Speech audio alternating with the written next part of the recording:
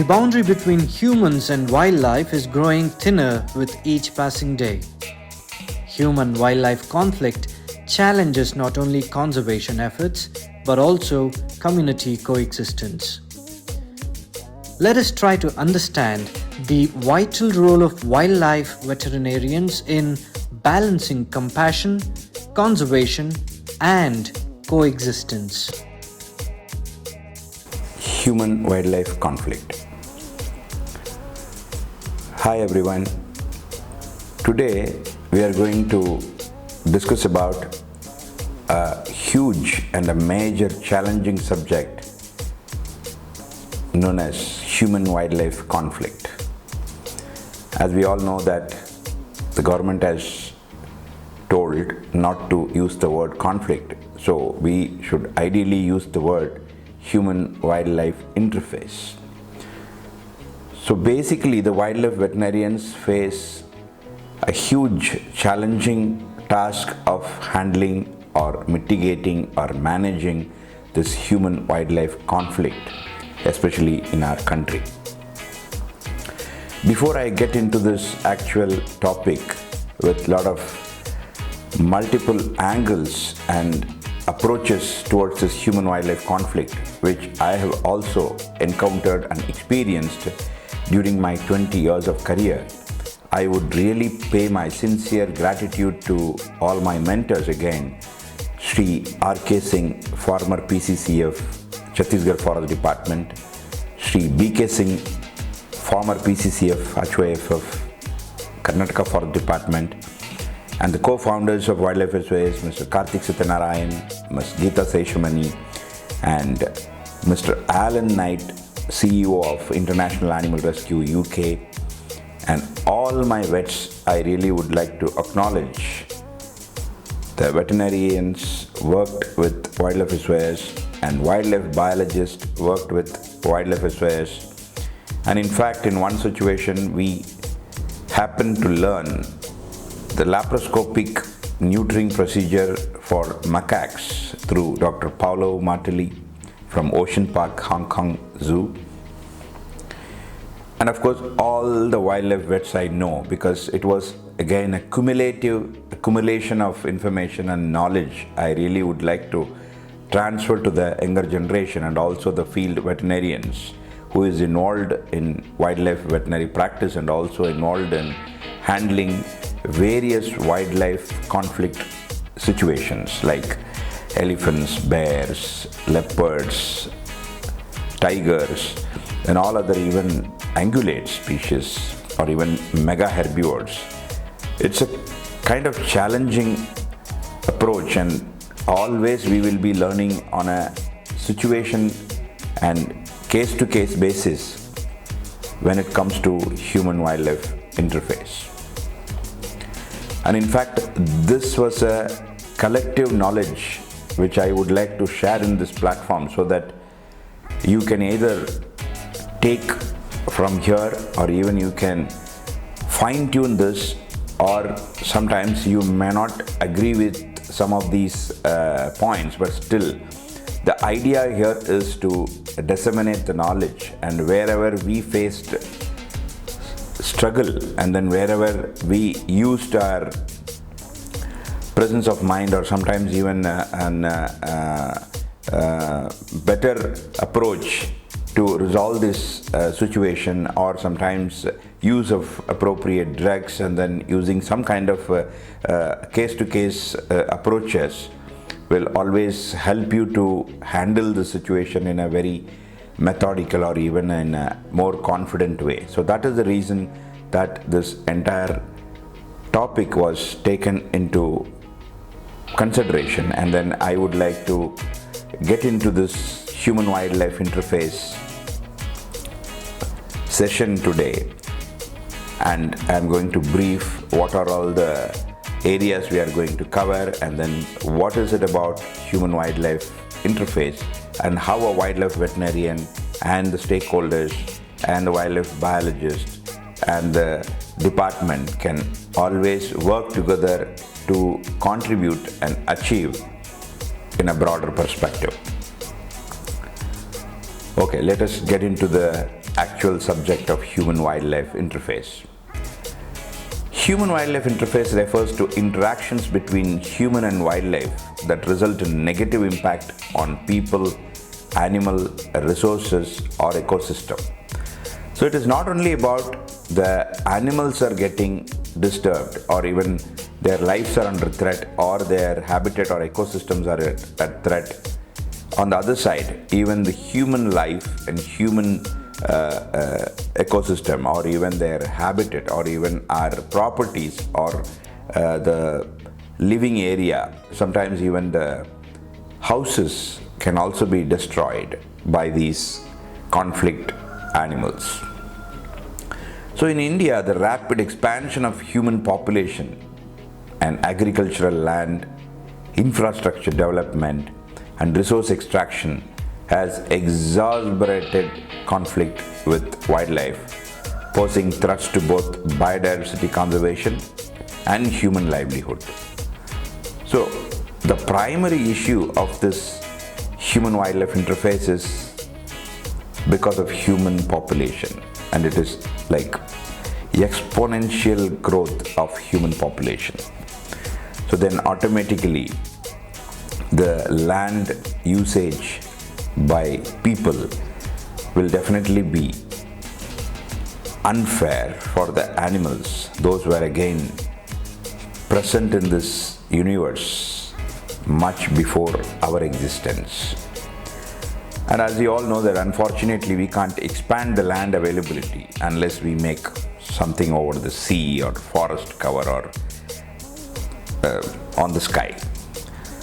So some of these priorities we need to understand and ensure that there should be a balance in our approach. And this balanced approach, what I mean is, one is the ecocentrism approach, the other one is anthropocentrism approach. Ecocentrism is always making all such kind of developments and all other activities for the betterment of human livelihood or even human centric should always be very balanced, keeping the ecosystem in mind, so that the forest and the environment, the animals living in the forest, all should be considered before we just take a decision majorly towards the human side or humankind side. So that is the other area. The anthropocentrism always become upper handed, and always we think that the planet is meant only for us, and then that is the main problem, that we always get into this human-wildlife interface. I still remember Mr. B.K. Singh sir always tells me that, Dr. Arun, as long as the sun and moon exist, the human-wildlife interface will also exist, because we lost the approach of coexhibition. Like we need to cohabitate or even coexist with all these animals, and that was our ancestral's approach towards this ecosystem or environment, and slowly it is deteriorating. And then when we always focus on anthropocentric approach, what happens? Automatically the wild animals living in the ecosystem has got a lot of pressure on their food, water, space, especially the habitat. And there are a lot of safety issues like shelter, injuries, illness, and they possess a lot of diseases or contract some diseases, and disturbances leads to this human-wildlife interface. The key concepts of human-wildlife conflicts are: the cause starts with the habitat loss and fragmentation. These are all the main points which we always would hear, that the deforestation, urbanization and infrastructure development, reduction in natural habitat, forcing wildlife into human settlements. And this human encroachment into wildlife habitats by means of agriculture, grazing, and resource extraction overlap with protected areas, increasing encounters. And of course, the change in land use pattern, we always expansion of monoculture plantations and cropping patterns attract species like elephants, wild boars, and nilgais. So this leads to depletion of natural prey. Reduction in prey population forces predators like tigers, leopards, and wolves to prey on livestock because they are the easy preys.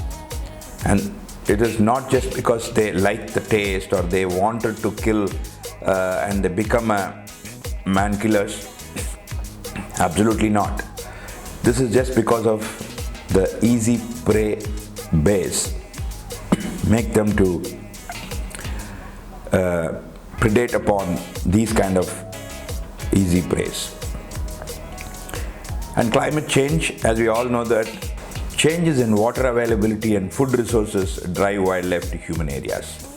The development what I was mentioning is more of linear infrastructure developments. Roads, railways, and canals disrupt movement corridors and increase collisions. We must keep hearing on a day-to-day basis or in a week, at least 3 to 4 days, you can read in multilingual newspapers or regional newspapers about the rail accidents or even road accidents and a lot of such kind of collisions happening with wildlife with their natural habitat when the roads or railways or even canals passes through that. Of course, it is inevitable, but we need to find a strategy in order to avoid such kind of human-wildlife interface, especially to the level of casualties, and we are losing a lot of our precious wildlife. And as we already discussed that the wealth of Indian wildlife is one of the key area of our nation. So we need to understand such kind of linear infrastructure development has to have a proper approach, and we need to take this ecocentrism into account in order to avoid or destroy a lot of animals within our natural habitat. And we should definitely develop a skill of coexisting with these animals. And what are the common types of human-wildlife conflict? This comes with multiple factors, like one is crop damage. We know that elephants, wild boars, nilgai, monkeys raid agricultural fields. In fact, I heard from a lot of farmers that even the peacocks leads to a lot of agricultural damage and significant economic losses. And livestock depredation. Predators like leopards, tigers, wolves, and hyenas attack domestic animals, as I said, because of their easy prey. Human injuries and fatalities. Encounters with large mammals, like example, elephants, tigers, bears, and even a lot of reptiles creates a lot of human casualties. And in fact, that is the major casualty than the other larger species. So we need to expand our understanding towards these species so that we can do a holistic approach of this human-wildlife interface. And of course, property damage, as I mentioned, these mega herbivores like elephants or even other herbivores damage homes, infrastructure, and water sources. Wildlife mortality. Because of this retaliatory killing approach by people, or even road or rail accidents and poisoning contribute to n number of wildlife mortality even in our country. So what are all the impacts of human-wildlife conflict? It has got various impacts like ecological impact, loss of species through retaliatory killing disturbs the ecosystem. As we all know that we studied the food chain and food web during our school days only, but these loss of species through any means, it disturbs the complete ecosystem. So the ecosystem damage leads to lot of unwanted things or calamities, or even ruins the environment, and then it imbalanced the whole ecosystem and resulted any kind of calamities, or even the global warming or climate change. All these things are results of these loss of species. It may not be a major thing, and we may be slowly encountering such kind of changes, but still we are going towards a disaster. So it has to be addressed appropriately with a kind of collaborative and multidisciplinary approach, and all the stakeholders should definitely take these human-wildlife interface seriously, so that the conservation should be holistic. Because always we feel the conservation is the kind of scientific concept, and conservation is an act of possibility. So it is important to make sure that the entire stakeholders of the country joins together and then ensure that the conservation goal is achieved in order to safeguard the whole mankind and the planet Earth. And of course, economic losses, we know that crop damage, even livestock losses, or even infrastructure repair impose heavy cost on local communities.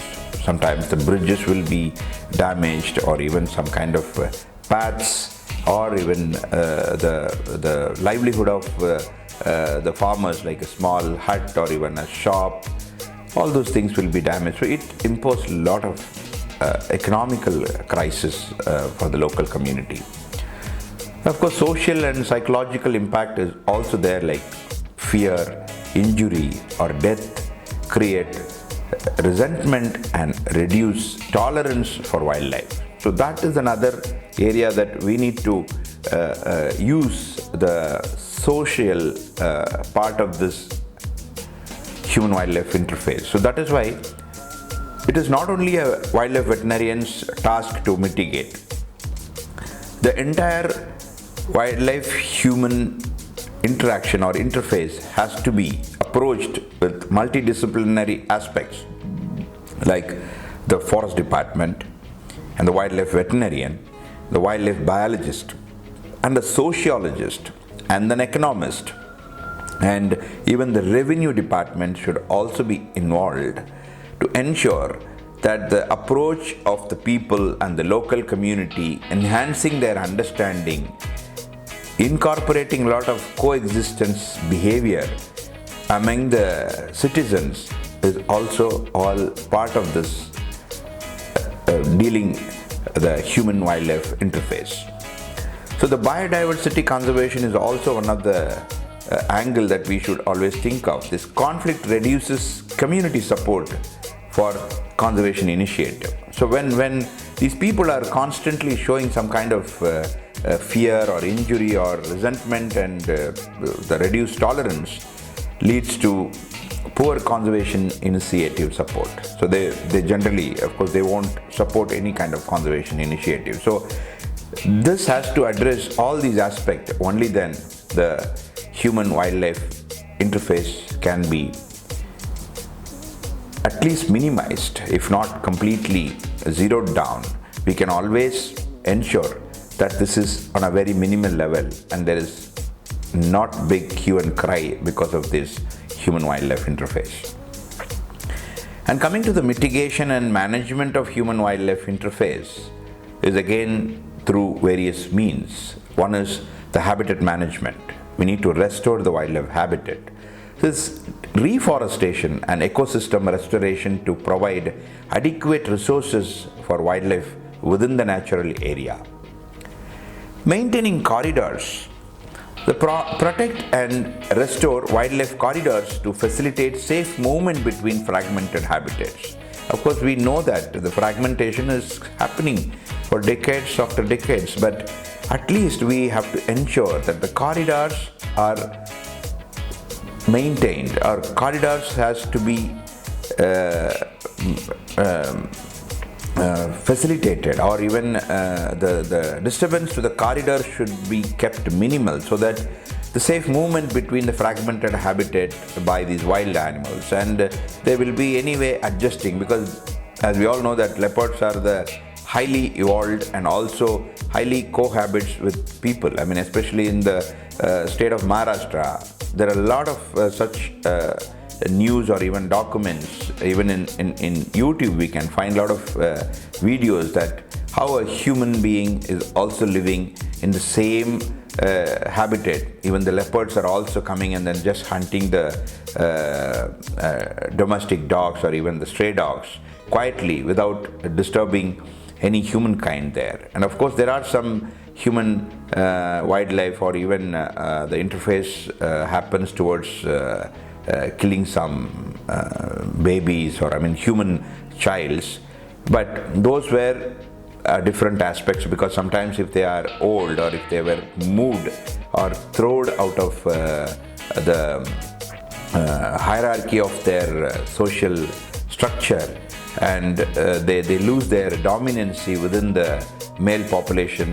For example, this leopard population, so they will be moved out of the territory and the dominant animal takes over the territory, and then these animals pushed out of their natural habitat has always come towards the easy prey, and the human babies are one of their easy prey. So this kind of movement has to be monitored, and then we have to ensure those corridors should never be disturbed by any means whenever any kind of linear development project, or even industries or any other developmental projects, we need to be considered, and we need to take these movement of these wild animals between the fragmented habitats has to be kept in mind before we start initiating or even installing or approving any such projects on a policy level.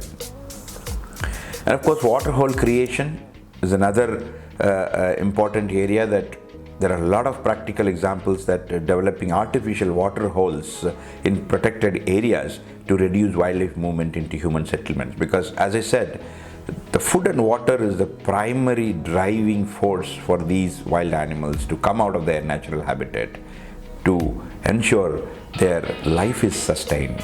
So that is the main reason. So of course we have a lot of mitigation measures like physical barriers, like electric fences, non-lethal solar-powered electric fences to deter elephants and herbivores, and biofencing methods are used in different part of the country, like thorny plants like agave or cactus.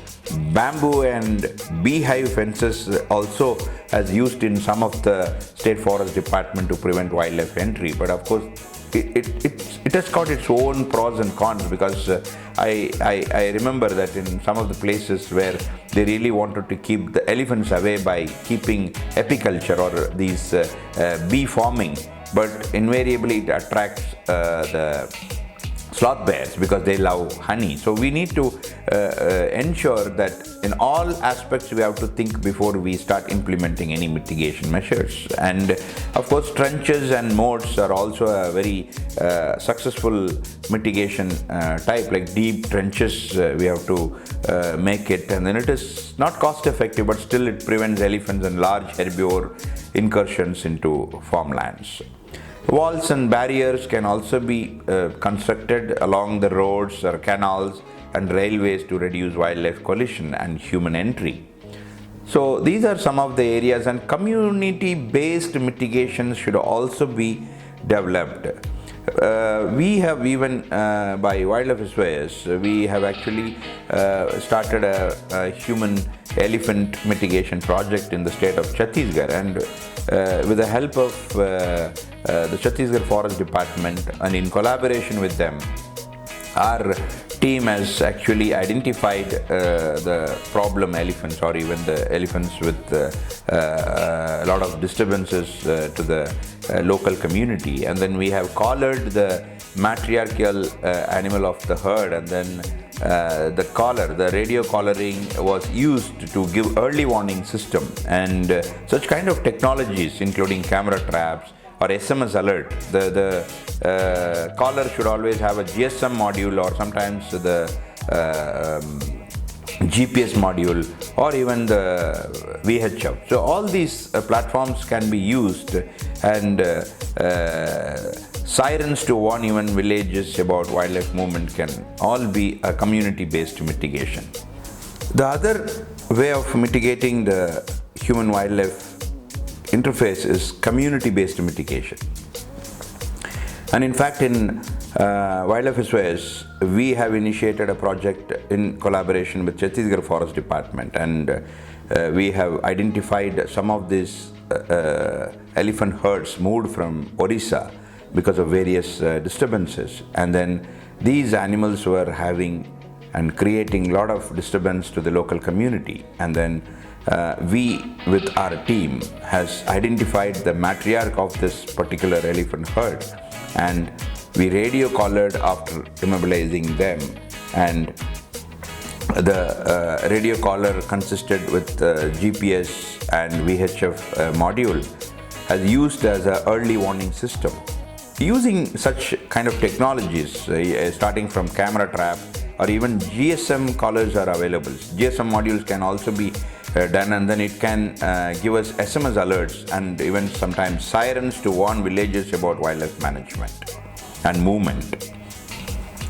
And community watch group. Recently I had been to Sri Lanka, and then they are having a beautiful system of community-based watch system, because the local community were used to just go onto a machan or even a treetop house created by the community, and then every villager in a turn will come and sit on that machan and then watch the movement of the elephant and communicate to the rapid response team of the forest department. So such kind of community watch groups, like the villages should take response, and the human wildlife interface squads can be created. And in fact, even in Chhattisgarh, with the help of Forest Department and in collaboration with Forest Department, a WhatsApp group was created, and then there will be a pass of information about their movement instantly to all the villages, and that is how we protect and also prevent a lot of human casualties. So such kind of community-based systems should be developed, and then there will be a lot of coexisting approach, so that the people will not start showing the retaliation towards the animal. So this alternative livelihood is also another important area that we can address this mitigation, address this animal movement or even the human wildlife interface, by providing even incentives for non-agricultural income sources like ecotourism, handicrafts, livestock insurance. So such kind of alternative livelihood and compensations are really now the big scheme, and then it varies, depends on the state government, but still it is one of the best suited mitigation measure for human wildlife interface. So this implement timely compensation for crop damage or even livestock losses to reduce retaliatory killing. And technologies and innovations, as we already mentioned some points, like even GPS or even GSM and radio collar monitoring and tracking their movement to predict and prevent conflicts, and use of drones. Now the technologies of drones are really come up very well, and this monitoring conflict prone zones by using this drones will always give a first-hand information and a quick information about their movement, and accordingly we can alert the community or the local group, or even the trains or even vehicles passing by in that road can be alerted, so that we can avoid such kind of human-wildlife interface or even loss of life from the animal's point of view. And there are a lot of repellents and deterrents are always used, either sound cannons, chilly smoke, light-based deterrents reduces wildlife presence near villages. So we need to approach in multiple aspects, and then not one solution will work to lead to human-wildlife interface to zero down. So it has to be an approach, or even combination of multiple approach only will give such kind of things. Now, as we all know, that artificial intelligence, AI, is actually taken over the whole world. So we also can incorporate some kind of AI-powered tools for predicting human-wildlife encounters using satellite and camera data. All such things has to be evolved over the years, and then of course we know that policy and legal framework has to be also strengthened, like the strengthening of protected area network, expanding the buffer zones and community reserves around protected areas, implementing legal provisions, enforcing the Wildlife Protection Act 1972 and other laws to address poaching, habitat encroachment and illegal retaliatory killing, etc.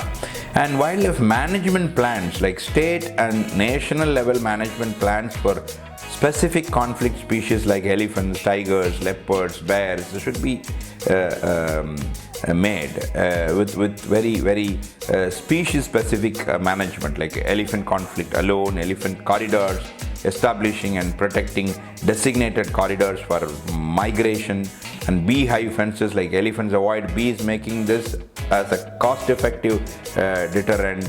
And for big cats conflict, especially for tigers, leopards, this translocation, relocate problematic individuals to safer areas.